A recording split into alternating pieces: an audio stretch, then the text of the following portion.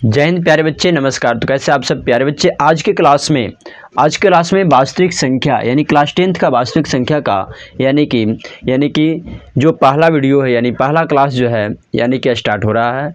तो प्यारे बच्चे ध्यान दीजिएगा कि आज के क्लास में हम लोग वास्तविक संख्या पढ़ेंगे, फिर उसके बाद हम लोग यानी कि एक्सरसाइज बाई एक्सरसाइज क्लास को करते चलेंगे।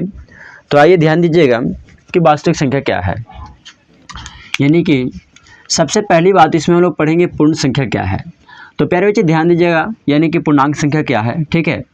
तो पूर्णांक संख्या पढ़ने से पहले हम लोग पढ़ेंगे प्राकृत संख्या, अपूर्णांक संख्या। तो प्राकृत संख्या किसे कहते हैं? तो गिनती की सारी संख्या को क्या बोलते हैं? प्राकृत संख्या। अपूर्णांक संख्या किसे कहते हैं? तो वही गिनती की संख्या में अगर जीरो को शामिल कर दिया जाए तो प्राप्त समूह को क्या बोलते हैं? पूर्णांक संख्या। ठीक उसी प्रकार से यहाँ से यहाँ तक हो गया क्या आपको? प्राकृत संख्या। और यहाँ से यहाँ तक क्या हो गया आपको? पूरा पूर्ण संख्या, है ना। क्या होगा प्यारे बच्चे? पूर्ण संख्या, ठीक है। क्या होगा? पूर्ण संख्या। ठीक उसी प्रकार अगर यानी कि ऋणात्मक प्राकृत संख्या को शामिल कर दिया जाए, यानी कि पूर्णांक संख्या यहाँ से यहाँ क्या है? पूर्ण संख्या है ना। अब पूर्ण संख्या के समूह में, है ना, पूर्ण संख्या के समूह में जब ऋणात्मक प्राकृत संख्या को क्या किया जाए? ऋणात्मक प्राकृत संख्या को मिला दिया जाए यानी शामिल कर दिया जाए तो प्राप्त समूह को क्या बोलते हैं? पूर्णांक संख्या बोलते हैं। नहीं समझे? फिर से एक बार।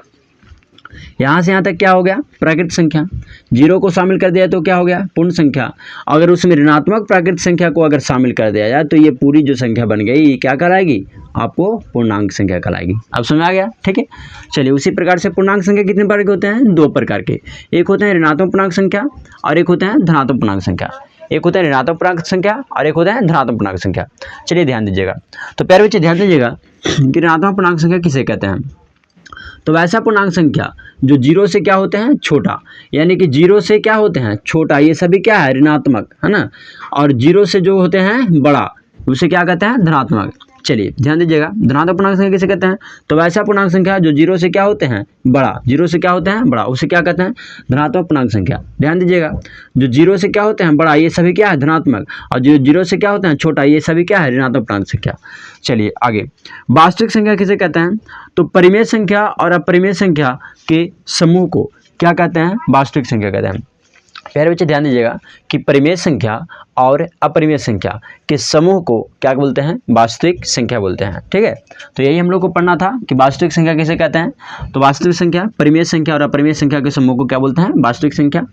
और इसका थोड़ा बहुत और बच गया है तो इसका अगले क्लास में लेकर के आएंगे और फिर हम लोग क्या पढ़ेंगे? इसका एक्सरसाइज पढ़ेंगे। वास्तविक संख्या क्या क्या पढ़ेंगे? एक्सरसाइज पढ़ेंगे। तो अगर चैनल पे नए हैं तो चैनल को सब्सक्राइब कर लीजिएगा और प्लस में बेल आइकन वाला घंटी होगा उसे प्रेस कर लीजिएगा ताकि आने वाला हर एक वीडियो का नोटिफिकेशन आपके पास जल्दी पहुँच जाए और आप क्लास को जल्दी ज्वाइन कर ले। प्यारे बच्चे अगर वीडियो अच्छा लगा हो तो एक प्यारा सा कमेंट जरूर करिएगा और अपने दोस्तों के पास शेयर जरूर करिएगा ताकि जो आपके दोस्त हैं उनको भी थोड़ा हेल्प हो जाए। ठीक है।